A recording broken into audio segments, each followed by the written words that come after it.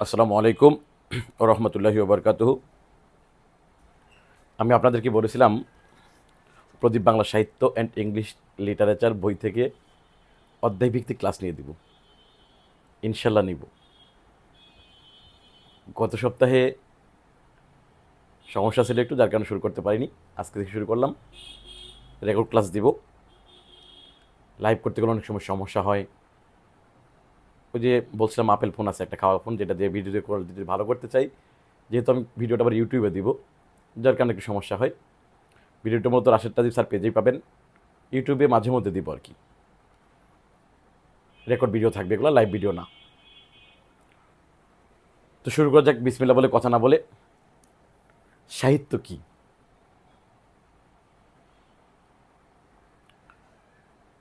সাহিত্য বা সংজ্ঞা যদি বলি, যে একের সহিত অন্যের মিল বন্ধনের নামে কি সাহিত্য।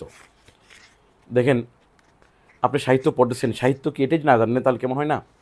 যে শহীদ শব্দ থেকে সাহিত্য শব্দের উৎপত্তি, যে একের সহিত অন্যের মিল বন্ধনের নামে কি সাহিত্য। আমাদের বাংলা সাহিত্যের ক্ষেত্রে তিনটা যুগ আছে: প্রাচীন যুগ, মধ্যযুগ এবং আধুনিক যুগ। প্রাচীন যুগ, মধ্যযুগ বোঝানোর আছে অনেক কিছুই, তারপরেও বোঝাবো আমি ইনশাল্লাহ। মুখস্থ করলে অনেক কিছু বোঝা যায়, বা অনেকে মুখস্থ করছেন। যার কারণে আমি প্রাচীন যুগ মধ্যযুগে প্রথম না গিয়ে আমি আধুনিক যুগে দিয়ে শুরু করব। আর আধুনিক যুগের বিশেষ করে কবি সাহিত্যিক পরিচিতি যেগুলো আছে, আমি আপনাদেরকে বলেছিলাম এখানে যতগুলো কবি সাহিত্যিকের ছন্দ আছে, গল্প আছে, সবগুলো আমি বুঝিয়ে দিব। এই জন্যই মূলত রেকর্ড ক্লাসগুলো করা। আপনারা বলেন স্যার আপনার ক্লাসের সময় যখন ছন্দগুলো বুঝাই দেন, তখন ছন্দগুলো যখন আমরা পড়ি খুব সহজ লাগে। তো যার কারণে যেহেতু আমি বাংলা ব্যাকরণ পড়াইতাম সবসময়, বুকে রাখছি একদম হাতে, এখানে এটা রাখছি বুকে, ব্যাকরণ হাট নাকি। তো সবসময় পড়াই। সাহিত্য তেমন ক্লাস নেওয়া হয় না প্রাইভেট বেদ ছাড়া। তো যার কারণে আমি সাহিত্যের যে অধ্যায়গুলো আছে সবগুলো আমি পর্যায়ক্রমে সবগুলো বোঝাই দিব। তবে ক্ষেত্রে আমাদের বাংলা সাহিত্যের ক্ষেত্রে আধুনিক যুগের যে কবি সাহিত্যগুলো আছে, এগুলো ছন্দে ছন্দে গল্পে গল্পে আমরা পড়বো। ওইগুলো আমরা বা আমি বুঝাই দিচ্ছি। শুরু করতেছি বিসমিল্লাহ বলে। আমাদের বাংলা সাহিত্যের প্রসিদ্ধ 11 জন কবি সাহিত্যিক আছে, ওরা 11 জন। আমাদের বই শিরোনাম করা আছে ওরা 11 জন, 61 নম্বর পৃষ্ঠায়। বাংলা সাহিত্যের কত গুরুত্বপূর্ণ ওরা 11 জন, বিপিএসসি কর্তৃক নির্ধারিত। এগুলো থেকে সবচেয়ে বেশি প্রশ্ন হয়। প্রথমে আছে রবীন্দ্রনাথ ঠাকুর, কাজী নজরুল, মাইকেল মধুসূদন দত্ত, ঈশ্বরচন্দ্র বিদ্যাসাগর, বঙ্কিমচন্দ্র, দীনবন্ধু মিত্র, কায়কোবাদ, বেগম রুকিয়া শাখাওয়াত হোসেন, জসিমউদ্দিন, ফররুখ আহমেদ এবং মীর মোশাররফ হোসেন। মীর মোশাররফ কিন্তু রনা কিন্তু নাকি, মীর মোশাররফ হোসেন। প্রত্যেকটা আমি বুঝাই দেব। আজকে শুরু করতেছি বিসমিল্লাহ বলে রবীন্দ্রনাথ ঠাকুর দিয়ে। বিশ্বকবি রবীন্দ্রনাথ ঠাকুর, যার সম্পর্কে পড়ার শেষ নাই। আমি সামান্য ব্যক্তি, তার গুণগান গুণ কীর্তন করে শেষ করতে পারবো না। শুরুতেই তার সম্পর্কে কিছু বলে তার কাব্যগ্রন্থ, উপন্যাস, নাটক যেগুলো আছে ওগুলো আমি গল্পে গল্পে দেখানোর চেষ্টা করবো ইনশাল্লাহ। রবীন্দ্রনাথ ঠাকুর জন্ম, মৃত্যু, কোথায় জন্ম, তার বাবার নাম কি, মার নাম কি, এগুলো নিজেরা বলে বুঝতে পারবেন, নিজেরা পড়বেন। রবীন্দ্রনাথ ঠাকুর কত সালে? 1861 সালে 7ই মে কলকাতার বিখ্যাত জোড়াসাঁকোর ঠাকুর পরিবারে জন্মগ্রহণ করেন। বিস্তারিত এইগুলো আপনারা পড়বেন। রবীন্দ্রনাথ ঠাকুরের সাথে আমাদের সম্পর্কটা কি? রবীন্দ্রনাথ ঠাকুরের সাথে বিশ্বকবি ঠিক আছে, সম্পর্ক ভালো কথা, এটা তো আছেই। এছাড়াও আমাদের আরেকটা সম্পর্ক আছে। কী সম্পর্ক? দুলাভাই সম্পর্ক। রবীন্দ্রনাথ ঠাকুরের শ্বশুরবাড়ি বাংলাদেশের খুলনা জেলায়। রবীন্দ্রনাথ ঠাকুর আমাদের সম্পর্কে কী হয়? দুলাভাই হয়। যার কারণে দেখবেন কলকাতার ক্ষেত্রে অনেক নাটকে, মুভির মধ্যে বাংলাদেশের চরিত্র দেখালে ওনাকে শালাবাবু বলে সম্বোধন করা হয়। আর বাংলাদেশের কোনো নাটক মুভির মধ্যে দেখালে কী করে? জামাইবাবু বলে সম্বোধন করে, মূলত রবীন্দ্রনাথ ঠাকুর কারণে। রবি ঠাকুরের শ্বশুরবাড়ি বাংলাদেশের খুলনা জেলায়। রবীন্দ্রনাথ ঠাকুরের স্ত্রীর নাম কি? মৃণালিনী দেবী নাকি ভবতারিণী দেবী। তিনি বিয়ের পর পাল্টে রাখেন মৃণালিনী দেবী, মূলত তার নাম ছিল ভবতারিণী দেবী। কিন্তু বিয়ের পর আদর করে নাকি, আমরা আদর করে কত কিছু বলে রাখি, জান, বেবি, বাবু, কত কিছুই নাকি। তো রবীন্দ্রনাথ ঠাকুর কী করছে? নাম দিচ্ছে তার কি? মৃণালিনী দেবী। রবীন্দ্রনাথ ঠাকুর কবিতা লেখা আরম্ভ করেন। আমি যেগুলো বলছি সবগুলো এখানে পর্যায়ক্রমে আসছে, জাস্ট আমি কিছু বলতেছি, তার সম্পর্কে যেগুলো না বললেই নয়। যেগুলো কমন আছে সেগুলো তো নিজেরা তো বুঝতেই পারবেন, যেগুলো মুখস্থ বিষয় যেগুলো ইম্পর্টেন্ট আমি ওগুলো নিয়ে আসছি এখানে। অহিতুক দিয়ে এখানে এত বড় একটা গদবাঁধা বই করি নাই। রবীন্দ্রনাথ ঠাকুর লেখা শুরু করেন কত বছর বয়সে? মাত্র 8 বছর বয়সে।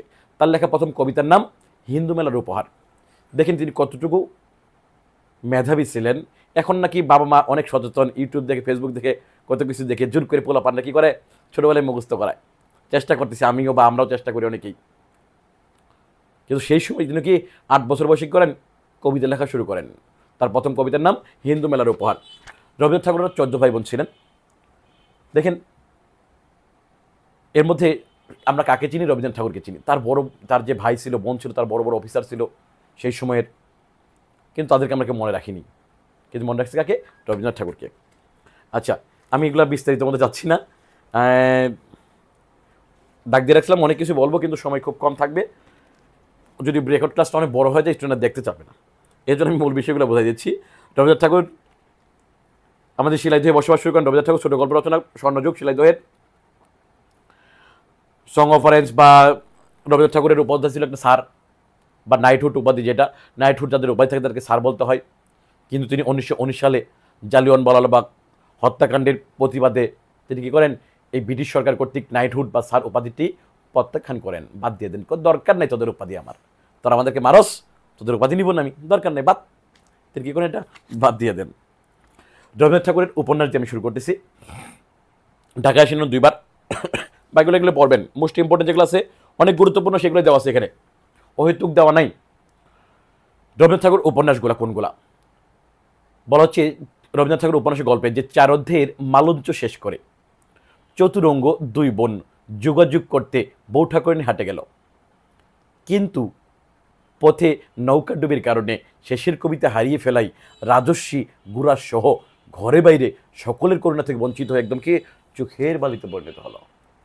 সবগুলো কিসের নাম? উপন্যাসের নাম। গল্পটা 5 বার মনোযোগে রিডিং করবেন, ইনশাল্লাহ মনে থাকবে। আর রিডিং পাওয়ার সময় কী করতে হবে? অবশ্যই মোবাইলে মেসেঞ্জার বন্ধ রেখে পরে পড়তে হবে, নাকি তা না যে টুট শব্দ হয় 5555 নাম্বার পড়লে কী হবে না? মনে থাকবে না। আর যদি মেসেজ আসে কি আতুভা, আতুভা মানে জানি কি আতে আমি তোতে তোমাকে ভাতে ভালোবাসি, এরকম মেসেজ আসলে কি মনে থাকবে না। মেসেঞ্জার বন্ধ করে 5 বার রিডিং করবেন, ইনশাল্লাহ মনে থাকবে। এই যে গুড়া ও ঘরে বাইরে রাজনৈতিক উপন্যাস, এগুলার ক্ষেত্রে কোনটা কি উপন্যাস নিচে বইটি দেওয়া আছে। কাব্যগ্রন্থগুলা, কাব্যগ্রন্থের মূল থিমটা একটু মাথায় রাখি বা গল্পের সান্নদুলটা শুনেন। ভানুসিংহ ঠাকুর রবীন্দ্রনাথ ঠাকুরের ছদ্মনাম বাদ দেন, গল্পে মনে করেন ভানুসিংহ ঠাকুর। ভানুসিংহ ঠাকুর একটা মেয়েকে পছন্দ করত, মানুষই। কিন্তু দুঃখের বিষয় মানুষের বিয়ে হয়ে গেছে আরেক জায়গায়, তাকে সে পায়নি। যার কারণে মাঝে মধ্যেই এই মানুষকে মনে পড়ে কার? ওই ভানুসিংহ ঠাকুরের। মনে পড়লে সে কী করে? এটাই আমাদের গল্পে লেখা আছে যে ভানুসিংহ ঠাকুর চিত্রা নদীর পাড়ে সোনার তরীতে বসে সন্ধ্যা সঙ্গীত গাইবার সময় বলাকা দেখে তার মানসী গীতাঞ্জলিকে কী করে? মানুষের নাম তার কি? গীতাঞ্জলি। গীতাঞ্জলিকে ক্ষণিকের জন্য কল্পনা করে শেষ লেখা প্রভাত সঙ্গী রচনা করেন। কি করে? আমি আবার বলতেছি, ভানুসিংহ ঠাকুর চিত্রা নদীর পাড়ে সোনার তরীতে বসে সন্ধ্যা সঙ্গীত গাইবার সময় বলাকা দেখে তার মানুষের নাম কি? গীতাঞ্জলি। গীতাঞ্জলিকে ক্ষণিকের জন্য কল্পনা করে শেষ লেখা প্রভাত সঙ্গীত রচনা করেন। আর সে সময় কবির মানুষই কে?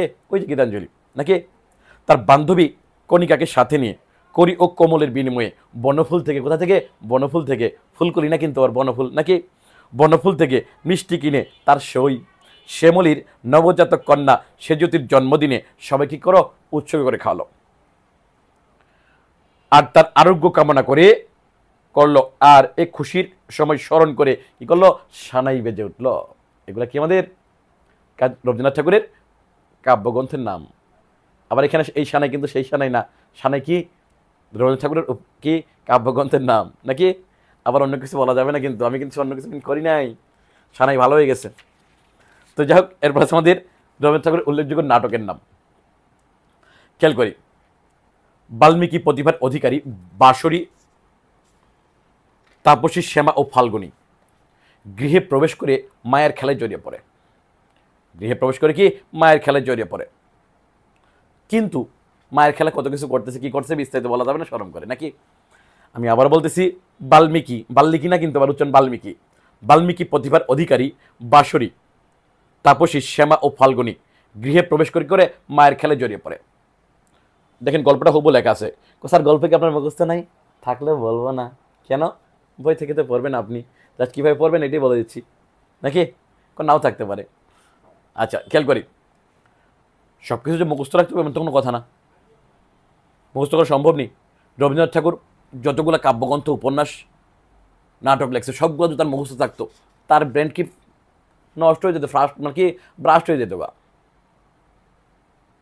কোথা তাহলে যখন যেটা লেখার প্রয়োজন ওটা লেখছে আর কি, তো পরবর্তী সব কিছু মনে রাখা সম্ভব না। তবে রাশিদটা দেব অধিকাংশে পারি আর কি, তেমন কিছু না। রবীন্দ্রনাথ তো বিশাল অনেক কিছু, আমি তো নগণ্য মাত্র 2-1টা লিখছি কিছু, ওই তারগুলো আমি মডিফাই করে কি বাজারে বিক্রি করি। খারাপ শোনা গেল না রে ভাই, এটা সিস্টেম। আচ্ছা বলছেন বাল্মীকি প্রতিভার অধিকারী বাঁশরী তাপসী শ্যামা ও ফাল্গুনী গৃহে প্রবেশ করে মায়ের খেলে জড়িয়ে পড়েছে বা জড়িয়ে পড়ে, কিন্তু ডাকঘরের চিরকুমার সভার সিদ্ধান্ত অনুসারে কি তাদের মায়ের খেলা চালানো যাবে না, তাদেরকে একালের যাত্রা পরিত্রাণ দিয়ে মুক্ত ধারায় কি হাঁটতে হয়। একালের যাত্রা পরিত্রাণ দিতে হবে, কি করতে হবে? মুক্ত ধারায় হাঁটতে হবে, কারোর সাথে যদি বাধা যাবে না। আর তাসের দেশের রাজা নটির পূজায়, অন্য কিছু না কিন্তু নটির পূজা, আবার অন্য গালি বললেন না, আবার নটির পূজায় রক্তকবর বিসর্জন দিতে মুকুট মাথায় পৃথ্বীরাজের ঘোড়ায় চড়ে কি বসন্তের অচলায়নে কি ও চলায়তনে যায় নাকি। এগুলো আমাদের রবীন্দ্রনাথ ঠাকুর উপন্যাসের নাম। 5বার রিডিং করবেন ইনশাল্লাহ মনে থাকবে। ছন্দে ছন্দে ভ্রমণ কাহিনী কেটে বলা হচ্ছে জাপানের যাত্রীরা রাশিয়ার চিঠি পড়ে ইউরোপ সম্পর্কে কি করে জানতে পারে। জাপানের যাত্রীরা রাশিয়ার চিঠি পড়ে কি ইউরোপ সম্পর্কে জানতে পারে। তার মানে জাপান যাত্রী, রাশিয়ার চিঠি, ইউরোপ, এগুলো কি রবীন্দ্রনাথ ঠাকুরের ভ্রমণ কাহিনীর নাম। অন্যান্য যেগুলো আছে বলছে গানের সংকলন, বলছে গানের সংকলনে গীত বিতানে। তার মানে গানের সংকলন যেটা দেখেন এরকম তীর চিহ্ন দেওয়া আছে, তীর চিহ্ন দেওয়া আছে, যেটা এটা হলো কি গানের সংকলন, নাম তার কি গীত বিতান। এই তীর চিহ্ন দিয়ে বোঝানো হয়েছে এখানে গানের সংকলনে গীত বিতানে প্রবন্ধ। তার মানে পরে যেগুলো আছে সবগুলো কি প্রবন্ধ, কালান্তর, পঞ্চভূত ও স্বদেশ সম্পর্কে কি করেছে প্রশংসা করেছে। তারপরে যেগুলো বলতেছি সবগুলো কি প্রবন্ধ। আধুনিক সাহিত্যের সভ্যতার সংকটের পাশাপাশি প্রাচীন ও লোক সাহিত্যের বিচিত্র প্রবন্ধে সমৃদ্ধ করেছে। তার মানে দেখেন পরে কি আছে আমাদের কালান্তর, পঞ্চভূত, স্বদেশ, আধুনিক সাহিত্যের সভ্যতা সংকট, প্রাচীন ও লোক সাহিত্য, বিচিত্র প্রবন্ধ, এগুলো সবগুলোকে আমাদের প্রবন্ধের নাম। ঠিক আছে, এগুলো গল্পে গল্পে দেওয়া আছে। ওকে, আমি আবারও বলতেছি, ওই যে উপন্যাস বলেন, উপন্যাসগুলো দেওয়া আছে এখানে। এই যে মনে করেন কাব্যগ্রন্থ বললাম ভানুসিংহ ঠাকুরের, ভানুসিংহ ঠাকুর চিত্রা নদীর পারে, তার মানে ভানুসিংহ ঠাকুর চিত্রা নদী, সবগুলো আন্ডারলাইন করা আছে। এখন কোনটা কেন বিখ্যাত? এই যে ভানুসিংহ ঠাকুরের পদাবলী কাব্যটি বজ্রবলী ভাষায় রচনা করা হয়েছে। পরীক্ষায় প্রশ্ন আসে বজ্রবলী ভাষায় রচনার কাব্যগ্রন্থ কোনটা? ভানুসিংহ ঠাকুরের পদাবলী। বজ্রবলী ভাষা কোনটা? এগুলো শুরুতে বিস্তারিত দেওয়া আছে, এগুলো একটু দেখবেন। কারণ আমি আস্তে আস্তে পার্ট বাই পার্ট সবগুলোই পড়বো ইনশাল্লাহ। আজকে জাস্ট রবীন্দ্রনাথ ঠাকুর গল্পগুলো আমি বলছি, পরবর্তী ক্লাসে কাজী নজরুল, রবীন্দ্রনাথ মানে পার্ট বাই পার্ট আসবে ইনশাল্লাহ, কয়েকদিনের মধ্যেই সবগুলো পেয়ে যাবেন। আর যেহেতু রেকর্ড ক্লাস দিচ্ছি আস্তে আস্তে না, খুব দ্রুতই সবগুলো পেয়ে যাবেন ইনশাল্লাহ। ওকে, তাহলে আজকে এতটুকু দেখা গেল। আগামী ক্লাসে আমরা অন্য একজন কবি সাহিত্যিক পরিচিতির গল্প আমরা বুঝিয়ে দিব। ঠিক আছে, আল্লাহ হাফেজ।